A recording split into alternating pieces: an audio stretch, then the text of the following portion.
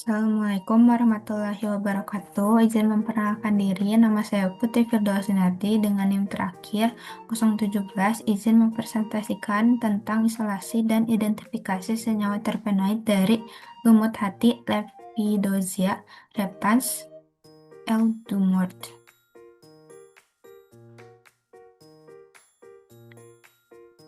Yang pertama, latar belakang lumut hati atau liverwort kaya akan kandungan minyak asiri serta menghasilkan metabolit sekunder unik yang berpotensi sebagai kandidat obat baru. Kelompok terpenoid sangat mendominasi pada lumut hati ini, khususnya jenis Dolabelan, Kauren, dan Desmen, dengan keragaman struktural tinggi. Kajian difokuskan pada aktivitas antiinflamasi isolasi murni dalam menekan mediator inflamasi akut atau kronis secara selektif. Selanjutnya ada klasifikasi tumbuhan. Tumbuhan ini termasuk genus Lepidosia dengan spesies Lepidosia reptans L. Dumort. Tumbuhan lumut hati ini berukuran kecil yang tumbuh merayap pada substrat lembab. Sampel yang dikaji dikoleksi dari kawasan konservasi alam nasional Poping, Shanxi dari Tiongkok pada bulan Juli 2016. Skema ekstraksi dan vaksinasinya yang pertama ada maserasi dan evaporasi. Serbuk kering tumbuhan Lepidosia reptans L. Dumort sebanyak 131 gram diekstrak menggunakan pelarut etanol 95%. Dilakukan 3 kali maserasi masing-masing selama 1 minggu pada suhu kamar. Maserat disaring dan pelarutnya diuapkan menggunakan rotary evaporator pada tekanan rendah 40 derajat Celcius hingga menghasilkan ekstrak kental seberat 9,4 gram. Yang kedua ada vaksinasi partisi cair-cair. Ekstrak kasar kental disuspensikan dalam air dan dipartisi secara cair-cair menggunakan pelarut organik dengan kepularan bertingkat. Menghasilkan dua fraksi utama, yaitu fraksi petroleum ether yang nonpolar seberat 2,7 gram dan fraksi etil asetat yang semipolar seberat 7,1 gram. Rute isolasi berdasarkan fraksi.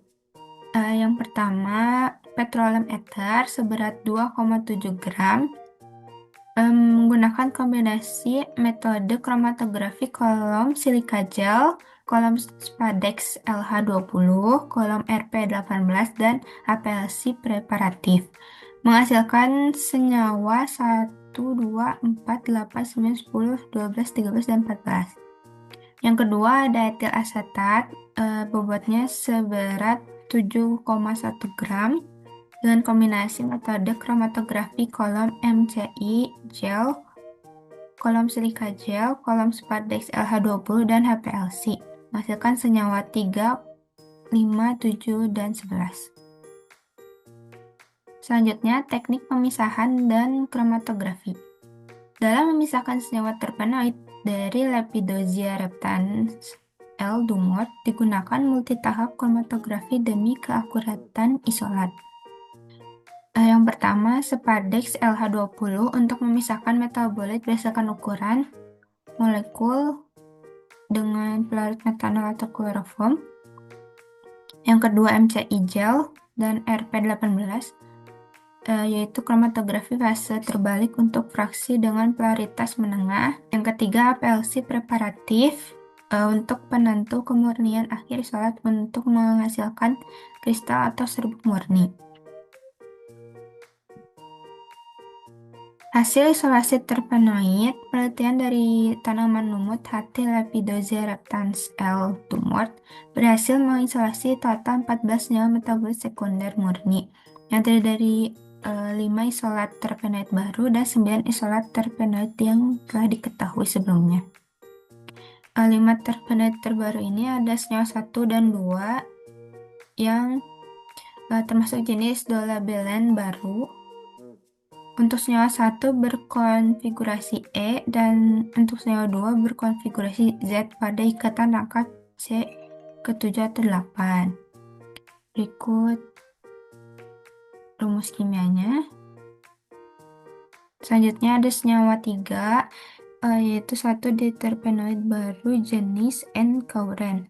Untuk senyawa keempat, satu sesquiterpenoid baru jenis spiroalkana. Untuk senyawa kelima, satu sesquiterpenoid baru jenis desmen.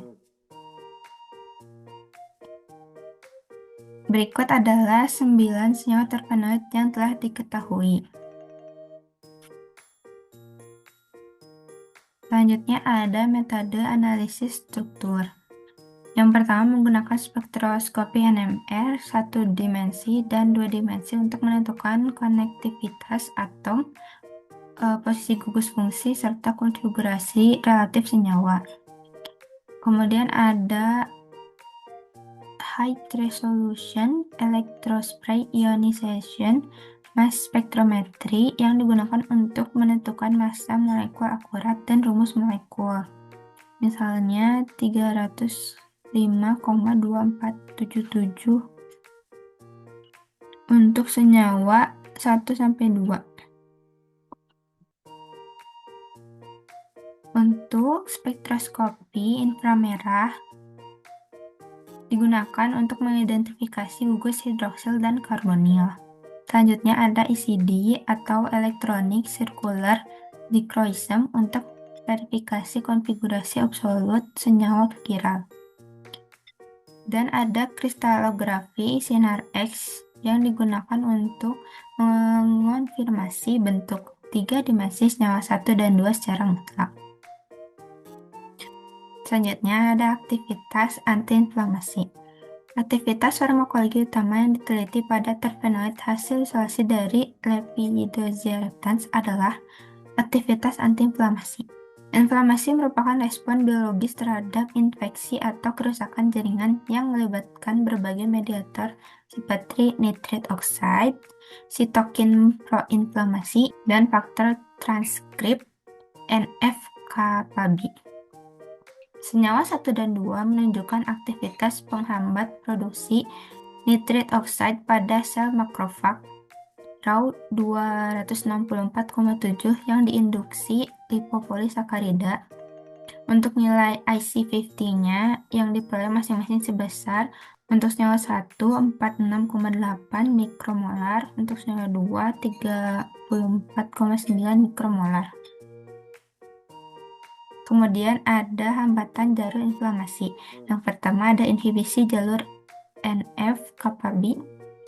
Senyawa 1 dan 2 terbukti mampu menekan fosforilasi L-kappa B alpha di sitoplasma sel. Hambatan ini menghentikan pelepasan serta mencegah translokasi protein subunit P65 ke dalam inti sel, sehingga transkrip mediator peradangan menurun drastis. Yang kedua ada penurunan kelimpahan TFP3. Selain jalur klasik NF-kappa B, isolat terpenoid ini secara unik terbukti menurunkan kelimpahan protein penanda imun TFE3 di dalam nukleus. Aktivitas penghambatan ganda ini mengonfirmasi potensi tinggi dolabilane di terpenoid sebagai kandidat agen antiinflamasi alami yang baru. Untuk kesimpulannya, Lepidosiiraptans L-Dumort merupakan lumut hati yang kaya akan senyawa terpenoid. Melalui proses ekstraksi, fraksinasi, dan pemurnian, berhasil diisolasi 14 senyawa terpenoid terdiri atas 5 senyawa baru dan 9 senyawa yang telah diketahui sebelumnya.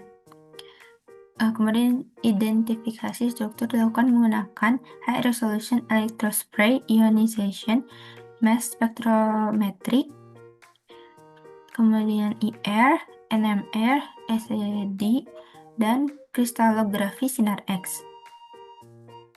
Untuk senyawa 1 dan 2 menunjukkan aktivitas antiinflamasi melalui penghambatan produksi NO, menurunkan sitokin proinflamasi, serta menghambat jalur NF-kappa B dan TFE3. Terpenoid dari Lepidosiiraptans berpotensi dikembangkan sebagai kandidat agen antiinflamasi yang alami. Kemudian ada saran, perlu dilakukan penelitian lanjutan melalui uji in vivo, studi toksisitas, dan uji klinis awal. Kemudian perlu dilakukan kajian hubungan struktur dan aktivitas biologis senyawa. Dan yang terakhir, eksplorasi spesies lumut hati lainnya perlu ditingkatkan untuk menemukan senyawa bioaktif yang baru yang berpotensi dalam bidang farmasi. Sekian presentasi dari saya. Wassalamualaikum warahmatullahi wabarakatuh.